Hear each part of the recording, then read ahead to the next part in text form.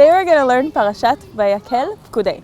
And in Parashat VaYakhel Pekudei, Moses asks Bezalel ben Uri and Oholiav ben Achisamach to teach all the people who want to volunteer and all the women with the wise hearts to make the objects and the clothes that we learned about in Parashat Trumat Tetzaveh.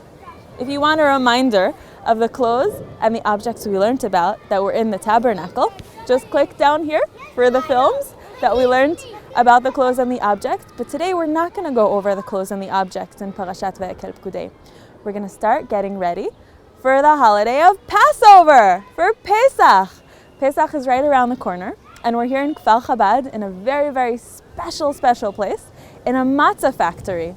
And in this Matza factory, they still make matzah in the same way that our ancestors made matzah in Egypt, by hand. So let's go in and see how to make matzah. This is the first station of the matzah baking, and we see the flour room.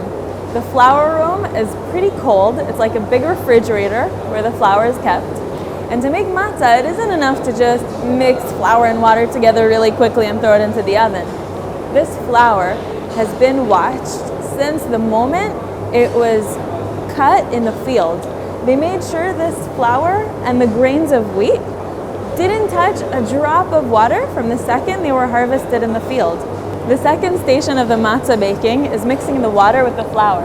The flour is taken out of the little window, and the waterman brings the water carefully without splashing a drop into the flour room and pours it into the clean bowl where the flour and water are mixed. So the flour and water aren't kept in the same room. They're brought together from two separate parts of the factory. That's to make sure they won't mix a second too early.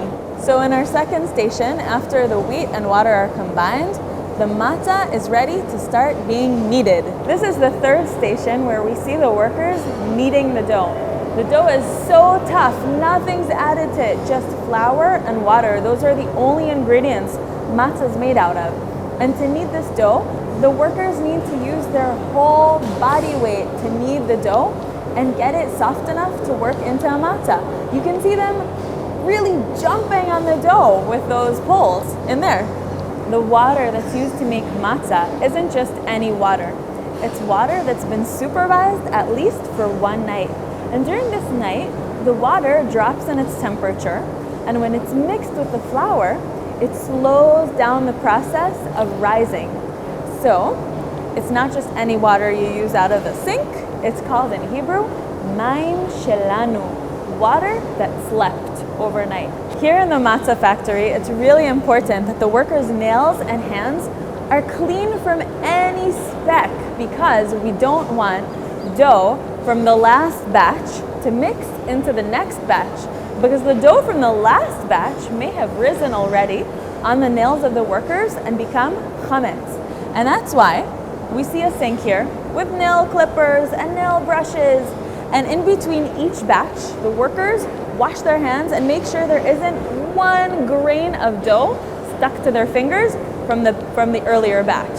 So after the flour and water were combined into dough and the dough was kneaded, it's time to make them into matzah. The long piece of dough is divided into little sections. Each section is rolled into a matzah by hand. Each one of the workers gets a little roll of dough, which they roll into matzah on the table. The tables are, of course, cleaned between each batch, and so are the pins, the rolling pins that the workers use to roll the matzahs with. We don't want any of the dough to be stuck from the earlier batch on the rolling pins or on the tables, because that would already be chametz. That would have been dough that has already risen and become chametz. After the dough is rolled into round matzah, the last stage before they're put into the oven, the guy over there at the end of the table rolls a special machine on the matzah that makes holes inside the matzah. You see, our matzah has holes on it, and that's because this special machine rolled over the matzah, puncturing the dough, and that way when it's put into the oven, it doesn't form any air pockets. If you know what a pita is, it's a round piece of dough with a big air pocket. We don't want our matzah to have any air pockets. We want it to stay flat.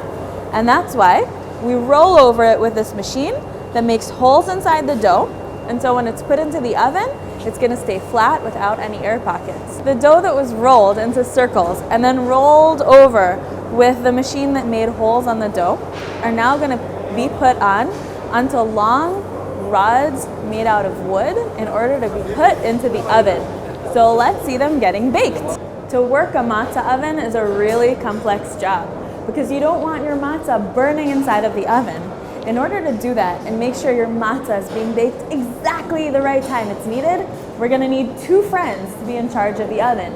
One friend on the left is going to take the matzah on the wooden poles and put them in the oven.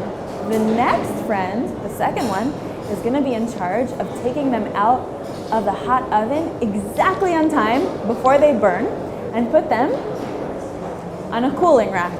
From the cooling rack, the matzahs are going to be taken into the packaging room. Here we see the packaging of the matzah into boxes. Jews all over the world need to eat matzah on Pesach to celebrate the Seder. The matzah are put into boxes and sent to Jews all over the world because in Parashat Bo it says that wherever we are, wherever we live, we should eat matzah on Pesach.